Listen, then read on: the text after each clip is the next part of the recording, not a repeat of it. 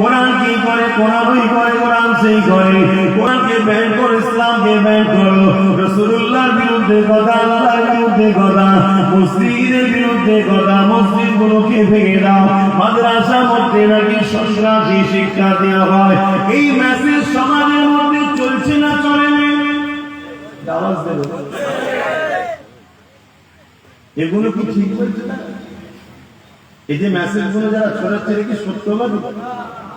সব থেকে বড় মিথ্যুক কার্যাপ তারা। কিন্তু তারা গেরা হচ্ছে, মেসেজ ছড়াতে পারছে কেন? আমাদের সমাজেরই বড় একটা যুব সমাজ না বুঝে হোক আর লোভে পড়ে হোক বা ইসলাম থেকে দূরে সরে যে হোক চুপ করে আছে, বা তাদেরই পিছনে হই হই করে ঘুরে বেড়ায়। আচ্ছা না না, এই ঘর সুবহানাল্লাহ। এখান থেকে কি মেসেজ দেওয়া হবে? মানব প্রেমের, দেশ প্রেমের, ইনসাফের, ইনসানিয়াতের, সাম্যের। এটা ইসলাম, এখানে ইসলাম শেখানো হবে। আজকে যারা ইসলামের জন্য মানুষের খোদা হতে পারছে না, তারা কখনো চাইবে মাদ্রাসাটা গড়ে উঠুক? মা তাদেরই হাতের পুতুল হয়ে আমার কওমের যারা নাচছে, তারা কি চাইবে মাদ্রাসাটা হোক? আমি বড় অনুরোধ করছি, আগে যে কোনো বিষয়কে জানুন। আপনি ইসলামের দাবি করলে শুধু হয় না। আল্লাহ আপনাকে সৃষ্টি করেছে, কেন করেছে জানবেন না? কি জন্য বানালো? দুনিয়া জমিনে তুমি যাও, হাত দিয়েছি, গরিবকে লোটো, এতিমকে লোটো, হারাম ইনকাম করো, যা খুশি করবে তাই না। আল্লাহ দুটো হাত দিয়েছে কেন জানবেন না? দুটো পা দিয়েছে কেন জানবেন না? আপনাকে আল্লাহ কুকুর না বানিয়ে, গরু ছাগল গাধা না বানিয়ে আশরাফুল মখলুকাত কেন করলো জানবেন না? বাপেরা, নওজোয়ান তরুণেরা, এই জানাটা আপনি কোন কলেজ, স্কুল, ভার্সিটিতে পাবেন না। আপনি ডাক্তার হতে পারবেন, আপনি ইঞ্জিনিয়ার হতে পারবেন, আপনি জজ হতে পারবেন, আপনি পুলিশ হতে পারবেন, আপনি বড় বড় পলিটিক্যাল সায়েন্স পড়ে রাজনীতিবিদ হতে পারবেন, কিন্তু আপনার উত্তম আখলাক, উত্তম চরিত্র ওখান থেকে পাবেন না। যে জন্য আল্লাহ সৃষ্টি করেছে, উত্তম আদর্শওয়ালা মানুষ হতে গেলে ওই শিক্ষা আপনাকে কোরআনের শিক্ষা নিতে হবে। কেননা দুনিয়া জমিনে কোরআন এমন একটা কিতাব, জালিকাল কিতাব লা রাইবা ফিহি, এর মধ্যে ভুল তো দূরের কথা, এর মধ্যে কোনো সন্দেহ নাই। আপনি জানেন কি জানি না, পৃথিবীর বুকে কয়েক মিলিয়ন বিলিয়ন কোটি ডলার টাকা খরচ করে করে প্রতি বছরে কোরআনের রিসার্চ করতে চলেছে। দুই কারণে রিসার্চ হতে লেগেছে, এক কোরআনের ভুলবার করার জন্য, আর এক কারণটা হলো কোরআনের মধ্যে জমিনের তলার গোপন রহস্য রয়েছে, কোরআনের মধ্যে প্লেন আবিষ্কারের রহস্য রয়েছে, কোরআনের মধ্যে সায়েন্স রয়েছে, ম্যাথমেটিক্স রয়েছে, কোরআনের মধ্যে দর্শন রয়েছে, ফিলোসফি রয়েছে, কোরআনের মধ্যে আপনি টেকনিক্যাল বিজনেস সবকিছু রয়েছে। এই কোরআন থেকে বিশ্ব গবেষণা করে তারা আসমানে চলে যাচ্ছে, চাঁদে চলে যাচ্ছে, সেই জন্য তারা রিসার্চ করতে লেগেছে। আর এক কারণে রিসার্চ হতে লেগেছে, এই কোরআন মানুষকে হিদায়াতের রাস্তা দেখায়, সত্যের রাস্তা দেখায়। এই মানুষের খোদা যারা হতে চাইছে, তারা কোরআনকে মিথ্যা প্রমাণ করতে পারলে তাহলে দুনিয়া জমিনে কোরআনকে কেসের মাধ্যমে বন্ধ করে দেবে। কিন্তু আল্লাহ শুকরিয়া আদায় করে বলি, ১,৫০০ বছর ধরে দুনিয়ার হাজারো জালিম চেষ্টা করছে, হাজারো মানবরূপী পশু চেষ্টা করছে, তারা চেষ্টা করে করে করে করে কেউ কেউ স্বীকার করে নিয়েছে এই কোরআনের মধ্যে ভুল তো দূরের কথা, এই কোরআনের মধ্যে কোনো ভুল তো নাই। ভুল একটা পেয়েছি রিসার্চ করতে গিয়ে, ওটা আমার মধ্যে, আমি কোরআনকে এখনো না মেনে আছি, এটাই ভুল। তাই তারা দলে দলে ঈমানের কালেমা পড়ে মুসলমান হয়ে যাচ্ছে। আরো জোরে বলুন সুবহান।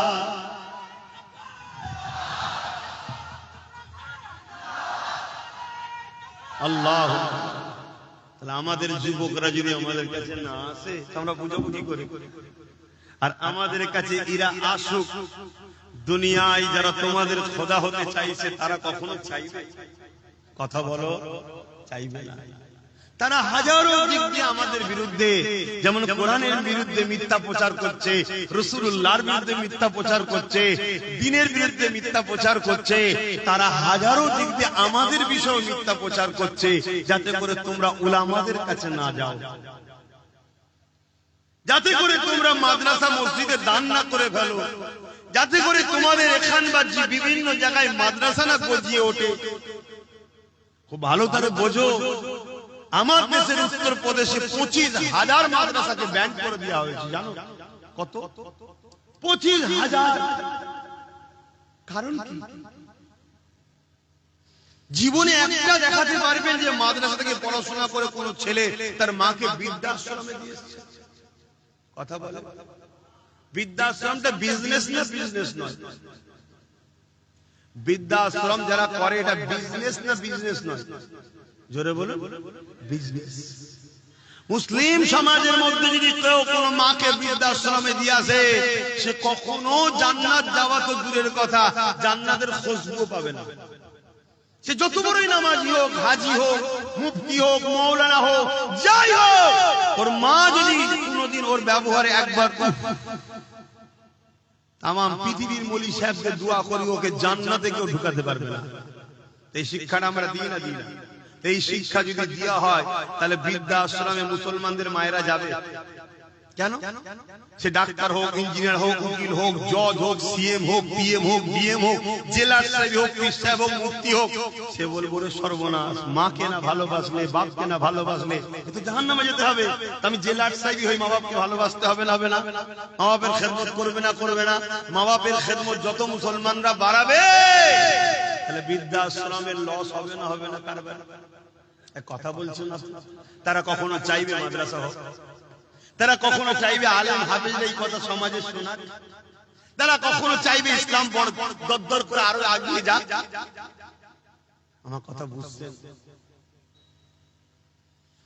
বাবেরা, নওজোয়ান তরুণেরা, ইসলাম আমাদেরকে ইনসাফ শিখিয়েছে, ইসলাম আমাদেরকে ইনসানিয়াত শিখিয়েছে, কোরআন আমাদেরকে মানবতা শিখিয়েছে, কোরআন আমাদেরকে ইনসানিয়াত শিখিয়েছে, নূর নবী আমাদেরকে একত্ববাদ আল্লাহ চিনিয়েছে, আমাদের ঘরে নিজেদের মালিককে চিনিয়েছে। এ যুবকেরা, তরুণেরা, বাপেরা, আজকে দুনিয়া জমিনে পৃথিবী জুড়ে উঠে পড়ে লেগেছে মাদ্রাসাগুলোকে শেষ করে দিবার জন্য, কোরআনের বিরুদ্ধে ষড়যন্ত্র করতে লেগেছে, আল্লাহর দ্বীনকে মিটাবার জন্য ষড়যন্ত্র করতে লেগেছে। এটা আজকে নতুন নয়, এর আগেও হয়েছিল। যেমন চিঙ্গিস খান নাম শুনেছে, সে অনেক চেষ্টা করেছিল আমার রাসূলুল্লাহর দ্বীনকে মিটিয়ে দেবে। একটা দুটো নয়, আলেম উলামা মিলিয়ে 1 কোটির উপরে মুসলমানকে হত্যা করেছিল। সে ভেবেছিল বাগদাদের জমিনকে উজাড় করে দেবো, মুসলমান শেষ করে দেবো, আলেম মুফতি শেষ করে দেবো। মাদ্রাসাগুলোতে আগুন ধরিয়ে দিয়েছিল, মসজিদগুলোতে আগুন ধরিয়ে দিয়েছিল। সে চেয়েছিল বিশ্ব থেকে ইসলামকে মুছে দেব।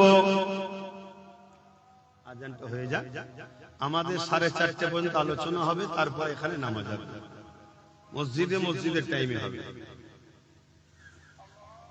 মসজিদের মাইকটা বলেছিলাম আজানের পরে কেটে দেবে।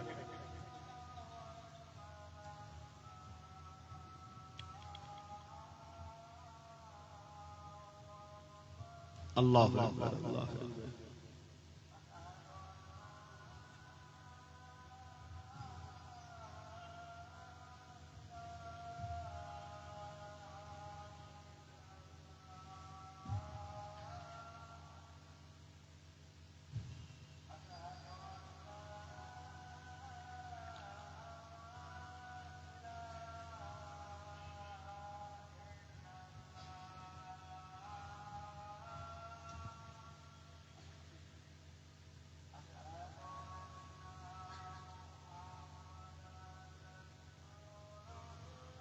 সাল্লাল্লাহু আলাইহি ওয়াসাল্লাম।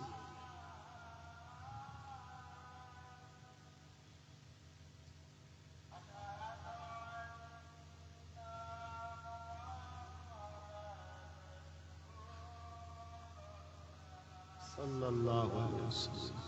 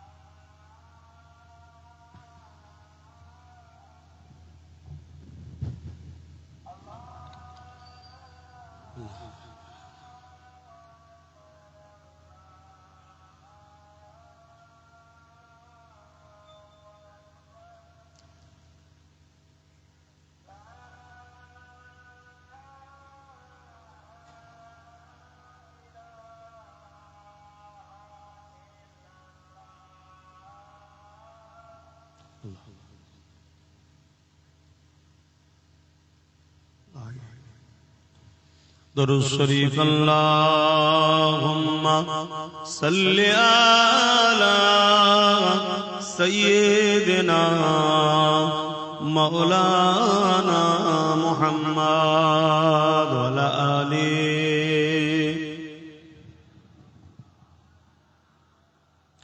মুসলমান ঘরের ছেলে মেয়েরা, তরুণেরা, বাপেরা, এ নবী পাকের উম্মত উম্মতি গণেরা, শুধু মুসলমান মুখে দাবি করলে হয় না, অন্তর আল্লাহর দ্বীনের উপরে মহব্বত ভালোবাসা থাকা দরকার। এ নওজওয়ানেরা, যুগে যুগে একদল জালিমরা চেয়েছে তারা আল্লাহ দ্বীনকে জমিন থেকে মিটিয়ে দেবে। কেন? তারা মানুষের খোদা হতে চেয়েছে, মানুষকে লুটতে চেয়েছে।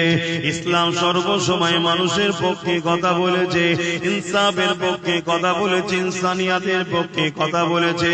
ইসলাম শিক্ষা দিয়েছে মানুষ গরিব হলেও তার উপরে জুলুম করা যাবে না, কালো হলো ফর্সা তার উপরে জুলুম করতে পারবে না। তাই সবার সমান অধিকারের কথা বলেছে। এই জন্য যুগে যুগে একদল জালিমরা ক্ষমতার জোর দেখিয়ে ইসলামকে মুছার চেষ্টা করেছে। তাদের মধ্যে একজনের নাম হলো চিঙ্গিস খান। সে চেয়েছিল পৃথিবীর জমিন থেকে ইসলামকে মুছে দেব। এই বাগদাদের মাদ্রাসা গুলোতে আগুন ধরিয়ে দিয়েছিল, মসজিদ গুলোতে আগুন ধরিয়ে দিয়েছিল। 1 কোটির উপরে মুসলমান আলেম উলামা সহ মেরে দিয়েছিল, হাফেজ কোরআন গুলোকে মেরে দিয়েছিল। কেন? তারা চেয়েছিল কোরআন যদি কিতাব গুলোকে পানিতে ফেলে দেওয়া হয়, পুড়িয়ে দেওয়া হয়, কিন্তু হাফেজ সাহেব যদি রয়ে যায় আর আলেম যদি রয়ে যায়, হাফেজ তেলাওয়াত করবে আর আলেম হুবহু নকল করে তৈরি করে দেবে। এই যুবকেরা, তরুণেরা, তাই হাজারো চেষ্টা করে 1 কোটির উপরে মানুষ মেরে মসজিদ মাদ্রাসা গুলোতে আগুন দেওয়ার পরও সে মিটে গেছে। দুনিয়া তাকে স্মরণ করে না, তার অস্তিত্ব দুনিয়াতে নাই, তার উত্তরসূরি দুনিয়া জমিনে নাই। কিন্তু মনে রাখবেন, পৃথিবীর জমিনে আজ লাখো লাখো হাফেজে কোরআন আছে, লাখো লাখো আলেম আছে, লাখো লাখো মুফতি মাওলানা রয়েছে, লাখো লাখো মসজিদ মাদ্রাসা আছে। 250 কোটি মুসলমান পৃথিবীতে রয়েছে। আরো জোরে বলুন সুবহান। আর একজন ছিল হালাকু খান, নাম শুনেছেন? দাজলা নদীর পানিকে পুরো লাল করে দিয়েছে রক্তে। এত মুসলমান মেরেছে, আলেম মেরেছে, মাওলানা মেরেছে, হাফেজ মেরেছে। কেন? এরা মানুষের কবু হতে চেয়েছে, কিন্তু ইসলাম এদের বাধা হয়ে দাঁড়িয়েছে। এরা জুলুমের সাম্রাজ্য তৈরি করতে চেয়েছে। গরিবকে পোকা মাকড়ের মতো হত্যা করব, কোনো বিচার হবে না, ইনসাফ হবে না। মানুষ এদের গোলাম হয়ে, দাস দাসী হয়ে এদের উপাসনা করবে, এই মেসেজ এরা পৃথিবীকে দিতে চেয়েছে। আর ইসলাম একটাই কথা বলেছে, একমাত্র স্রষ্টা ছাড়া, আল্লাহ ছাড়া কারো কাছে মাথা নত নয়, কারো গোলাম নয়। এবং গরিব বড় লোককে শতকরা 2.5 টাকা গরিবকে যাকাত দিতে হবে। জোরে বলুন সুবহানাল্লাহ। এরা নারীগুলোকে ভোগের পাত্রী বানাতে চেয়েছে। নারী মানে শুধু ভোগের জেনে, কিন্তু ইসলাম বলেছে না, নারী ভোগের জেনে নয়। নারী মা হবে, নারী বোন হবে, বেটি হবে। হ্যাঁ, নারীর মধ্যে থেকে একজন তোমার স্ত্রী হবে, সেও ভোগের নয়, ভোগের নয়, স্ত্রীর সম্মান পাবে। অর্থাৎ নারীদেরকে সম্মান ইসলাম দিয়েছে। আর দুনিয়ার জালিমরা নারীদেরকে ভোগের পাত্রী বানাতে চেয়েছে। নারীগুলোকে জন্ত পুঁতে দিত, নারীগুলোকে স্বামীর সঙ্গে পরিয়ে দিত। যুবকেরা, তরুণেরা, বাপেরা, শোনো গো, ইসলাম কাকে বলে? ইসলাম এসএমএসে দিল না নারী কখনো অশুভ নয়। তারা বলেছিল নারী অশুভ, তাই বাঁচার অধিকার নাই। আর ইসলাম জানিয়ে দিল না না না, কারো ঘরে যদি কন্যা সন্তান হয়, এর মানে ওই বাড়িওয়ালার পক্ষে মহান সৃষ্টিকর্তা শান্তি রহমতের মেসেজ দিল, আল্লাহর দ্বীন জানিয়ে দিল, আমার রাসূলুল্লাহ বলে দিল নারী অশুভ নয়। কারো ঘরে যদি নারী জন্ম হয়, হয়, আমার আল্লাহ ওই বাপকে জান্নাতের মেসেজ দিল। আল্লাহ নবী আরো জানিয়ে দিল, এ দুনিয়ার মানুষেরা, নারীগুলোকে ভোগের পাত্রী বানিয়ে রেখেছো, এখনো তোমরা অন্যায় করতে লেগেছো। নারীদেরকে আজাদ দাও, তাদেরকে বাঁচার স্বাধীনতা দাও, তারা যেভাবে আল্লাহর হুকুম সেইভাবে তারা চলবে, তাদের উপরে জুলুম করো না। আমি রাসূলুল্লাহ জানিয়ে দিই, কারো ঘরে যদি পর পর 3টে কন্যা সন্তান হয়, আর ওই 3 কন্যা সন্তানের বাবা যদি ওই নারীগুলোকে দিন শিখিয়ে পর্দা পুশিদার মধ্যে রেখে নিকাহ বিবাহটা দিয়ে দিতে পারে, ওই 3 সন্তানের বাবা আর আমি রাসূলুল্লাহ এইভাবে আগুন তুলে দেখিয়েছে, যেমন পাশাপাশি রয়েছে আল্লাহর জান্নাতে ওই 3 কন্যার বাবা আর আমি রাসূলুল্লাহ পাশাপাশি থাকিব। আরো জোরে বলুন সুবহান।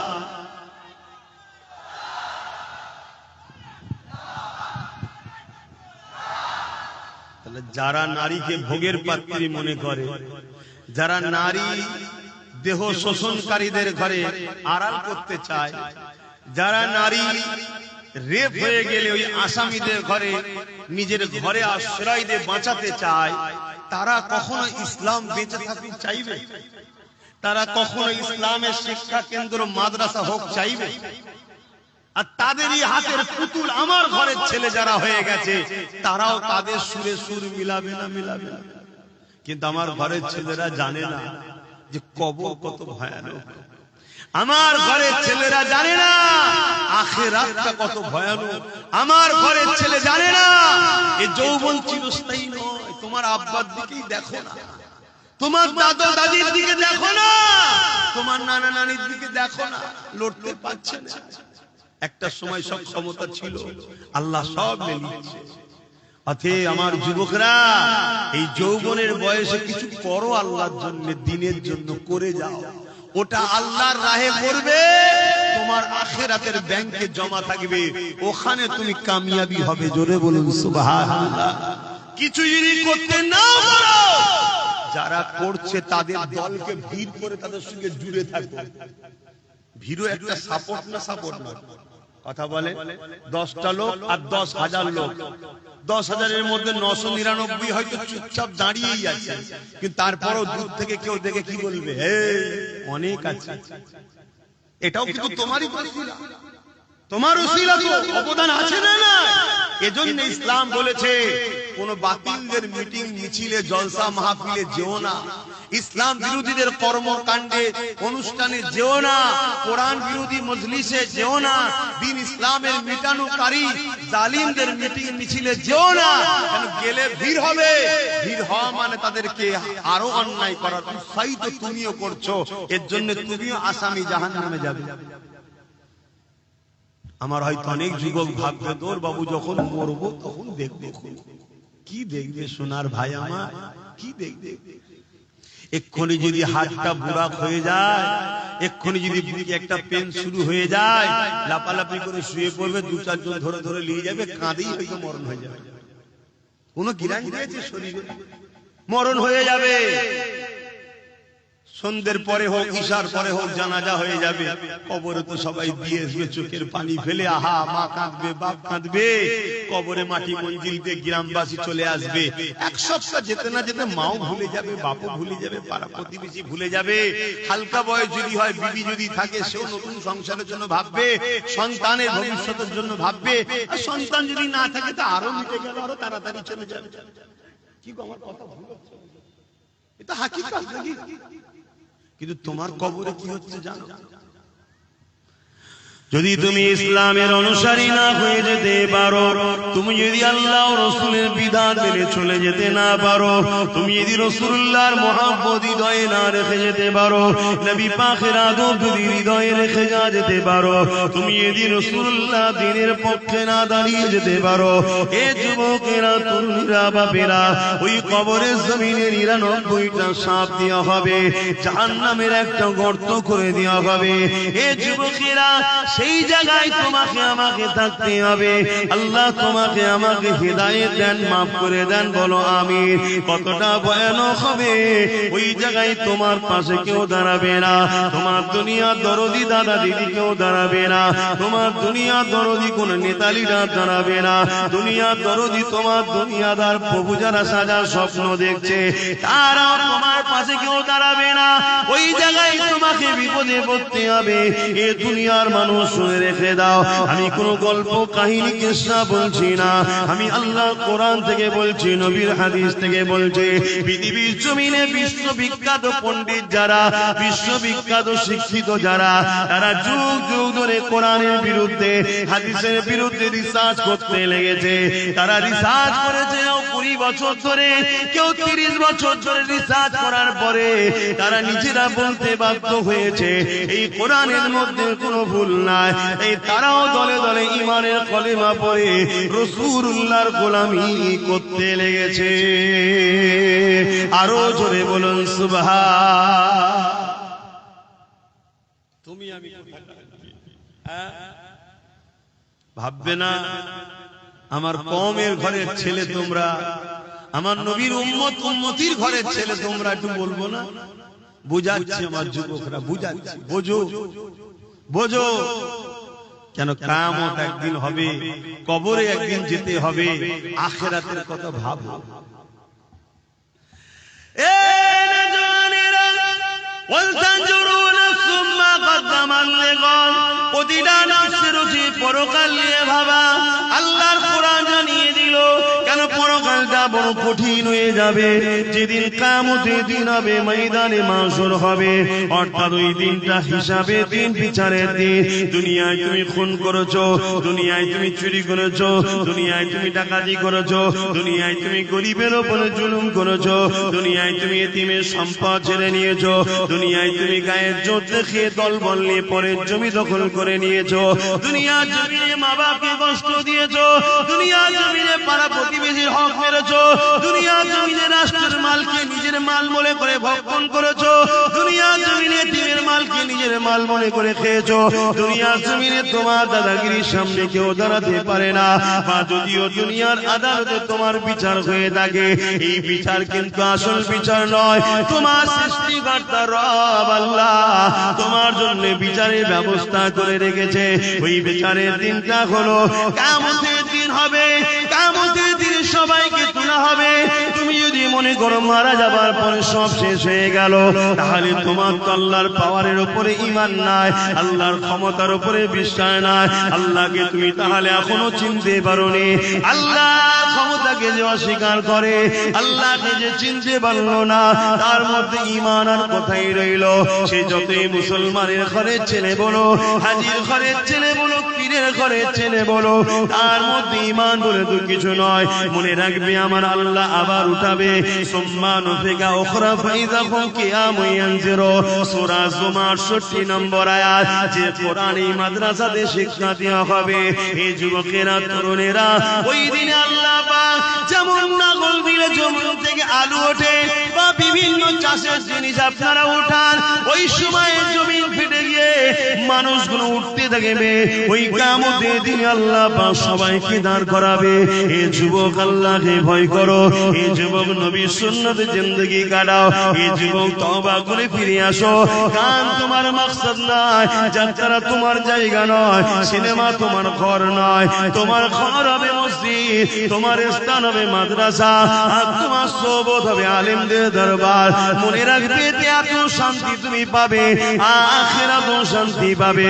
আজকে তুমি কোরআন ছেড়ে দিয়ে, রাসূল ছেড়ে দিয়ে, মাদ্রাসা মসজিদ উলামা ছেড়ে দিয়ে বুকে হাত দিয়ে বলো, তোমরা কেউ কি শান্তিতে সংসারে আছো? কেন নাই ভেবেছো কখন? আসো, ফিরে আসো যুবক।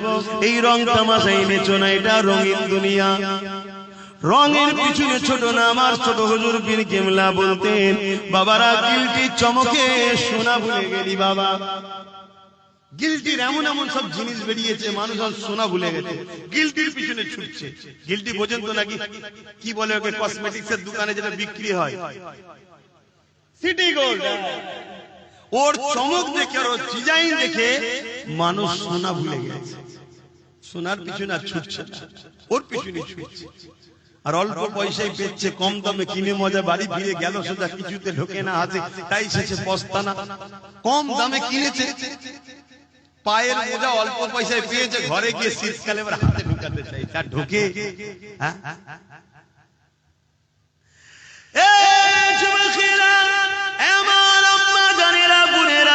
দুদিনের দুনিয়ায় আল্লাহ আমাদেরকে পাঠিয়েছে, এটা পরীক্ষার হল। আখিরাত হলো আমাদের পরীক্ষার জায়গা, ওখানে আল্লাহ পাক রেজাল্ট আউট করবে। এখানে পরীক্ষার জন্য পাঠিয়েছে, বিচারের দিন রেজাল্টের ফয়সালা হবে। কোথায় হবে? ময়দানে মাশর, যে জায়গার নাম। ওই দিনটা কেমন হবে একটু শুনে রেখে দাও। আল্লাহর কোরআন জানাচ্ছে, কানা মিকদারু 50 আলফা সানাতে। কোরআন জানাচ্ছে যে কোরআনে কলম চালাবার ক্ষমতা পৃথিবীর কারো হয়নি, জের জবরকে চেঞ্জ করার পর্যন্ত ক্ষমতা হয়নি। পৃথিবীতে হাজারো কিতাব আছে, প্রতিটা কিতাবের লেখক লাস্টে লিখে দেয়, যদি কোনো ভুল নয়া নজরে পড়ে সংশোধনের জন্য ধরিয়ে দেবেন। বলে তো নাকি প্রত্যেকটা কিতাবের লাস্টে দেখবেন লেখা থাকে, ভুল মার্জনা করিবেন, যদি ধরা পড়ে নজরে পড়ে ধরিয়ে দেবেন, পরের সংকলনে সংযোজন করে দেওয়া হবে, তাই তো নাকি? আর কোরআন প্রথমে কি বলছে? ভুল তো দূরের কথা, এতে কোনো সন্দেহ নেই, এই বিশ্বাস রেখে পড়া শুরু কর। চ্যালেঞ্জ দিচ্ছি, জোরে বলুন সুবহানাল্লাহ। কেন? সবটা মানুষের লেখা, আর কোরআন কার বাণী? বলুন না গো। আল্লাহ সৃষ্টিকর্তার কখনো ভুল হয়? হ্যাঁ, ওই কোরআন জানাচ্ছে, কানা মিকদারু 50 আলফা সানাতিন। একটা দিন আল্লাহ বানাবে, যে দিনটা লম্বা হবে দুনিয়ার 50,000 বছরের দিনের নাই। দুনিয়ায় 50,000 বছর দিন যত সময় হবে, ময়দানে মাশরে বিচারের দিনে একটা দিন হবে 50,000 বছরের দিনের নাই। ওই দিনেতে তোমাকে আমাকে সবাইকে দাঁড়াতে হবে। কোথায় দাঁড়াবে তুমি আমি কি জানি? মাথার এক বেগ দেখতে লেখা তো করে আল্লাহ সূর্য নামিয়ে দেবে। শোনো শোনো, আল্লাহর দিনের কথা শোনো। মাথার এক বেগ দেখতে লেখা তো করে আল্লাহ সূর্যকে নামিয়ে দেবে। এই শীতের আবহাওয়া সূর্য আমাদের গায়ে লাগলে সহ্য করতে পারা যাচ্ছে না। সেদিন মাথার এক বেগ দেখতে লেখা তো করে সূর্য নেমে যাবে। সূর্য বর্তমান কোটি কোটি মাইল দূরে রয়েছে। সেদিন মাথার এক বেগ দেখতে লেখা তো করে আল্লাহ নামিয়ে দেবে। সূর্যের বর্তমান যে তাপ আছে কোটি কোটি মাইল দূর থেকে লাগছে, এতে সহ্য করতে পারছি না। সেদিন সূর্যের 12 গুণ তাপ বেড়ে যাবে। মাথার এক বেগ দেখতে লেখা তো করে দাঁড়িয়ে যাবে। এ যুবক, তোমার কি একটু ভয় হয় না? হ্যাঁ, শয়তানি ধোকায় পড়ে, দুনিয়াদারির পাল্লায় পড়ে ভুল কখনো হয়ে যায়, কিন্তু এত গাফলতি কেন রে যুবক? তোমার যদি এখনই মৃত্যু হয়ে যায়, তুমি তো আর ফিরে আসার রাস্তা পেলে না, তোমার তো পরিবর্তনের আর কোনো সুযোগ রইল না। কি হবে সেই দিনে তুমি কি কখনো চিন্তা করো না? সেই দিন কোনো দাদাগিরি চলবে না, কোন নেতা নেতৃত্ব চলবে না। ওই দিনে সমস্ত নবীরা বলবে নফসে নফসে নফসে নফসে নফসে। তাহলে তোমার আমার দশাটা কি হবে দেখো।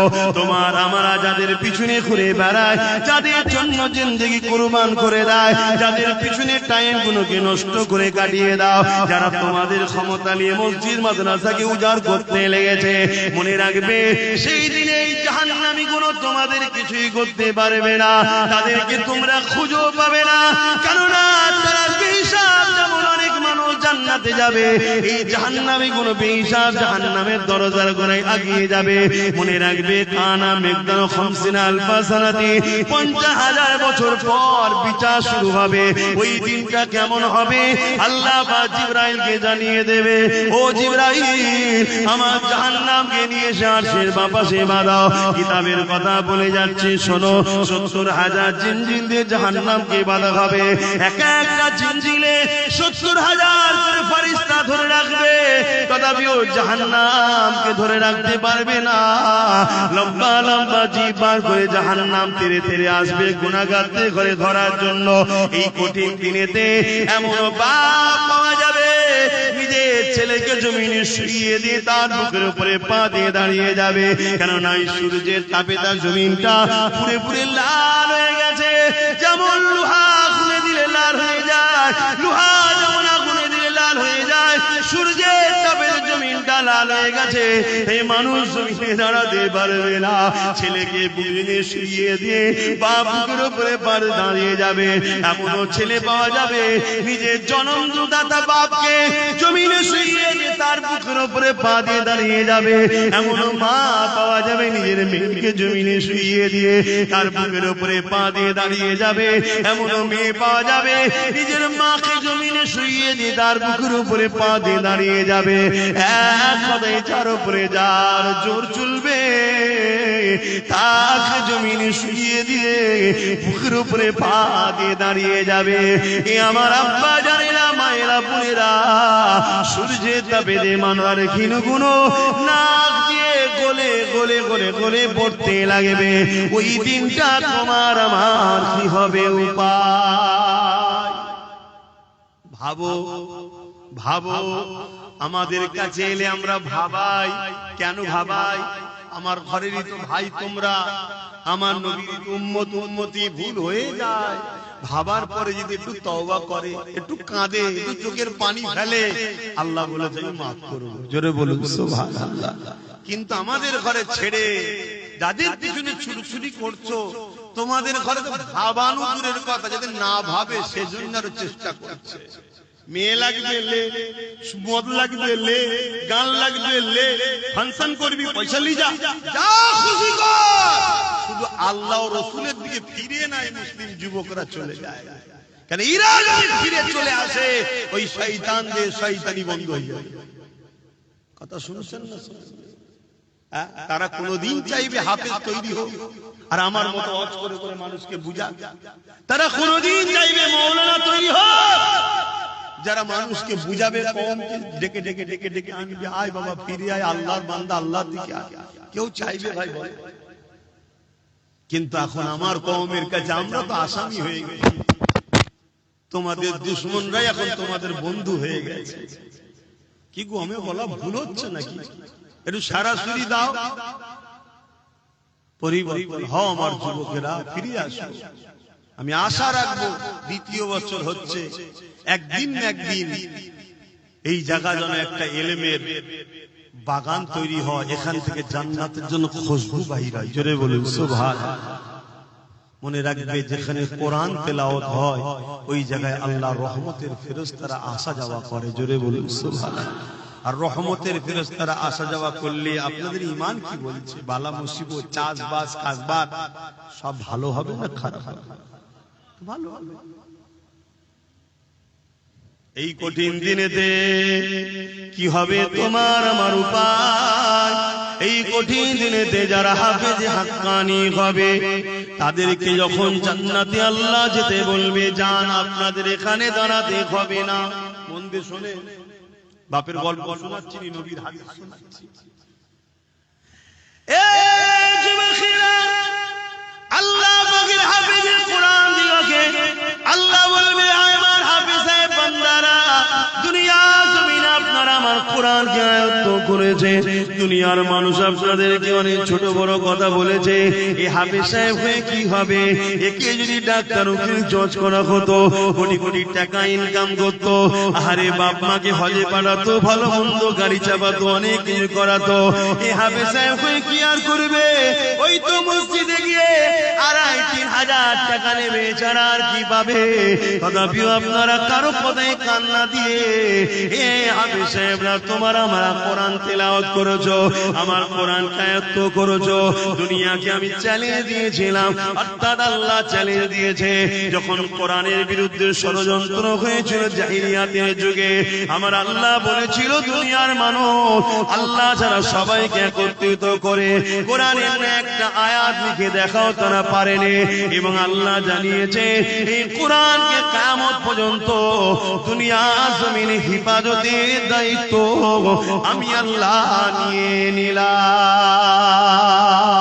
এ আমার হাফেজে বান্দারা, তাই তোমরা আমার কোরআনকে, দুনিয়ার কাগজ কলমে তো লেখা রয়েছে, দুনিয়া যদি সেগুলোকে নাই, তোমরা তাই নিজেদের সিনার মধ্যে আমার কোরআন আয়ত্ত করে নিয়েছিলে।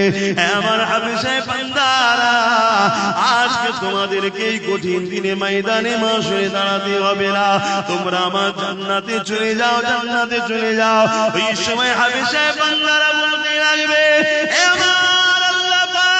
আমরা তো জান্নাতে যাব, কিন্তু আমরা হাফেজ হওয়ার জন্য আমাদের পিছনে যারা ওসিলা হয়ে দাঁড়িয়েছিল, কেউ আমাদেরকে জায়গিরি দিয়েছিল, কেউ আমাদেরকে থাকার ঘর দিয়েছিল, কেউ আমাদেরকে মাসে মাঝে খানা খাইয়েছিল, কেউ আমাদেরকে পড়ার জন্য ঘর করে দিয়েছিল, কেউ আমাদের থাকার জন্য ব্যবস্থা করে দিয়েছিল, কেউ আমাদের জামা কাপড় কিনে দিয়েছিল, নানান দিক থেকে সহযোগিতা করেছিল। আল্লাহ তারা তো ময়দানে মাশরে নফসি নফসি নফসি করছে। আল্লাহ তাদেরকে ছাড়া আমরা কেমন করে যাই? তারা যদি আমাদের পাশে না দাঁড়াতো, আমাদের জন্য যদি শিক্ষা কেন্দ্র না করে দিত, আমাদের জন্য যদি জায়গিরি থাকার ঘর না দিত, আমাদের জন্য খাবার যদি ব্যবস্থা না করে দিত, তাহলে আজ হয়তো আমরা কোরআন আয়ত্ত করার সুযোগটা পেতাম না। বিশাখ আপনি স্মরণ করিয়ে রেখেছেন, কিন্তু ওসিলা তো তারা হয়েছিল। আল্লাহ তাদেরকে ছাড়া আমি জান্নাতে যাব না। আমার আল্লাহ বলবে, সাদ্দাকতা, সত্য বলছি না। হে আল্লাহর পারিস্তানে যাও যাও যাও যাও, এই হাফেজদের কাতারে একজন হাফেজ সাহেবের সাথে 70 জন পর্যন্ত ব্যক্তিকে আমি আল্লাহ মাফ করে দিয়ে জান্নাতি ঘোষণা দিলাম। আরো জোরে বলুন সুবহান।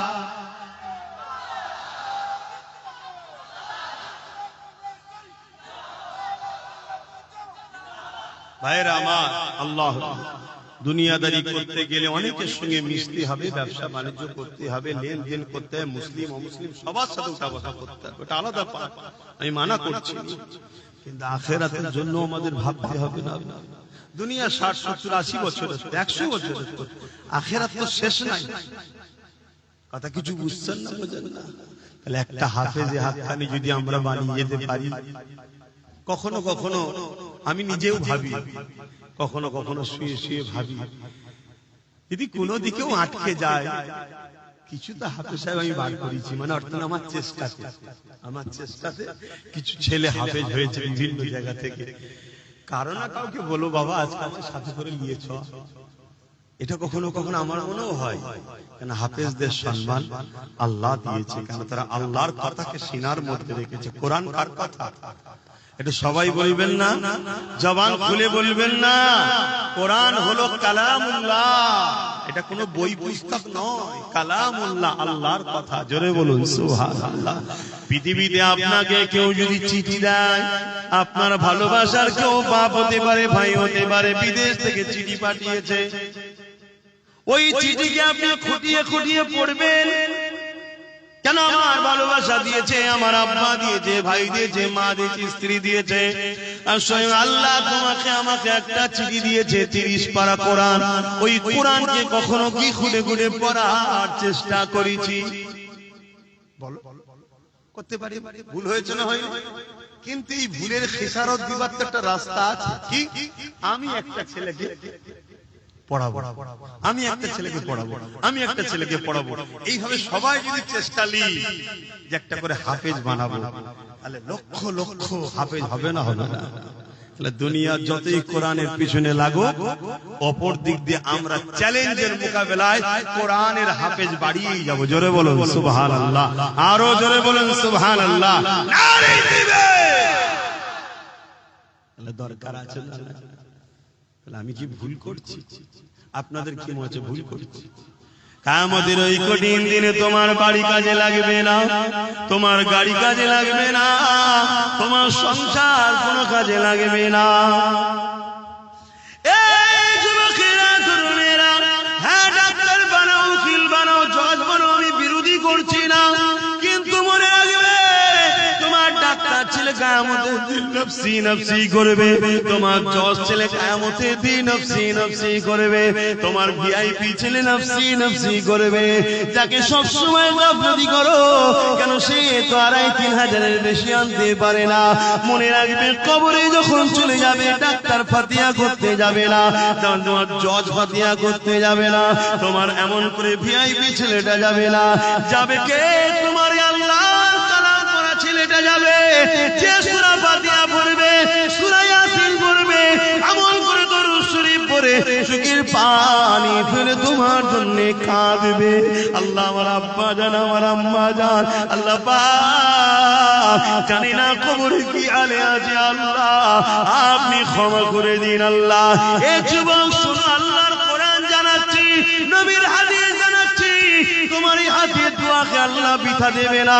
তোমার হাফেজ বাচ্চা দোয়ার ওসিলা করে তোমার কবরে যদি আযাব হয়ে থাকে, ওই সওয়াব যেতে যেতে যেতে যেতে যেতে একদিন না একদিন ওই কবরের আযাবকে আল্লাহ পাক মাফ ক্ষমা করে দেয়। এই যুবকেরা, তরুণেরা, বাপেরা, এই নবী পাকের প্রেমিকেরা, এই মনে রাখবে, হাফেজ তৈরি করো, আলেম তৈরি করো, কেন কিয়ামতের দিনেতে এদের সাথে হাসর নাসর হবে। নবী আমার বুখারীর মধ্যে জানিয়ে দিলে, এই দুনিয়ার মানুষেরা আলমারু মা মান হাব্বা, দুনিয়ায় কে যাকে ভালোবাসবে সে তার সঙ্গে হাসর নাসর হবে। এই কোরআনকে মহব্বত করো, কোরআনকে পিয়ার করো। নিজে পড়তে তো আর পারলে না, কমসে কম একজন উপযুক্ত কাউকে তৈরি করো। সেটা যদি নিজের বাচ্চা হয় আর উত্তম, নিজের বাচ্চা যদি না পারো, অন্যের বাচ্চা হচ্ছে তো কি হয়েছে, সে তো আমারই নবীরই একটা উম্মতেরই সন্তান, আমারই একটা নবীর উম্মতেরই তো বাচ্চা। সে যদি কোরআনের হাফেজ হয়, তার সঙ্গে আমার রক্তের কোনো প্রয়োজন নাই, কেন রক্তের সম্পর্ক নিঃশ্বাস পর্যন্ত, ইমানের সম্পর্ক আল্লাহর জান্নাত পর্যন্ত। রক্তের সম্পর্কে ঝগড়া হয়, রক্তের সম্পর্কে লেনদেন নিয়ে মারপিট হয়, রক্তের সম্পর্কে জমি জায়গার ভাগ বন্টন হয়, রক্তের সম্পর্কে ফিতনা বাজার হয়, কিন্তু ইমানের সম্পর্কে কোনোদিন ঝগড়া হয় না, মারপিট হয় না। ইমানের সম্পর্কটা এমন সম্পর্ক, যদিও কোনো দিকে তোমার একটু খাদ হয়ে ধরা পড়ে যা, তোমার ইমানের সম্পর্কের ভাইটা কিয়ামতের দিনে তোমার হাতটা ধরে আল্লাহর জান্নাতে নিয়ে যাবে। আরো জোরে বলুন সুবহান। এই যুবকেরা, তরুণেরা, আরেকটা কথা বলি শোনো, কিয়ামতের দিনে যখন আল্লাহ বিচারের দিন করবে, ওই দিনে কোরআনকে আল্লাহ সুন্দর করে সাজাবে। দুনিয়ায় যে ছাপা কোরআন রয়েছে, এটা নয়, লাউহে মাহফুজে যেটা রয়েছে, সেই লাউহে মাহফুজের মধ্যে যা লেখা আছে, ওই লেখা কিন্তু এই কোরআনের মধ্যেই রয়েছে। 27 বছর ধরে আমার নবীর উপরে একটার পর একটা বার, একটার পর একটা করে এইভাবে সাল্লামের উপরে এসেছে।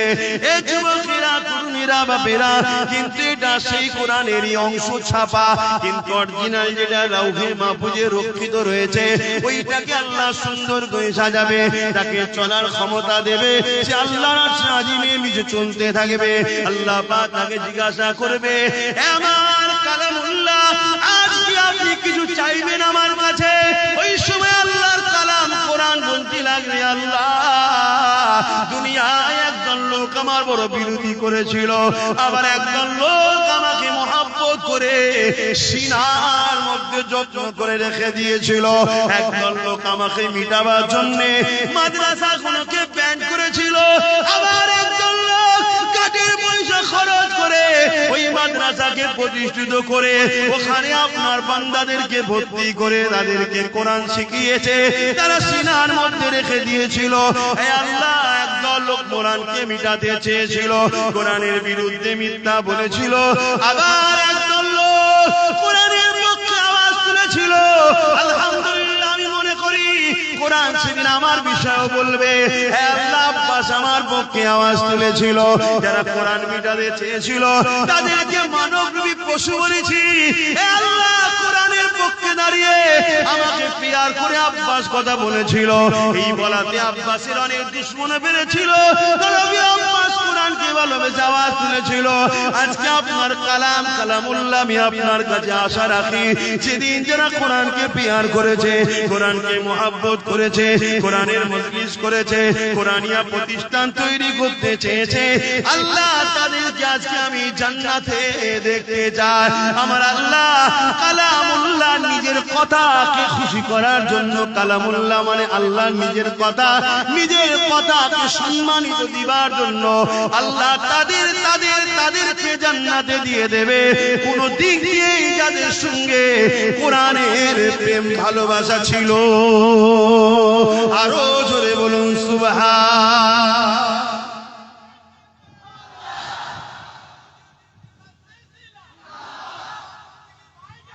ভাইরা আমার, তাহলে কোরআনের জন্য আমরা আছি না নাই?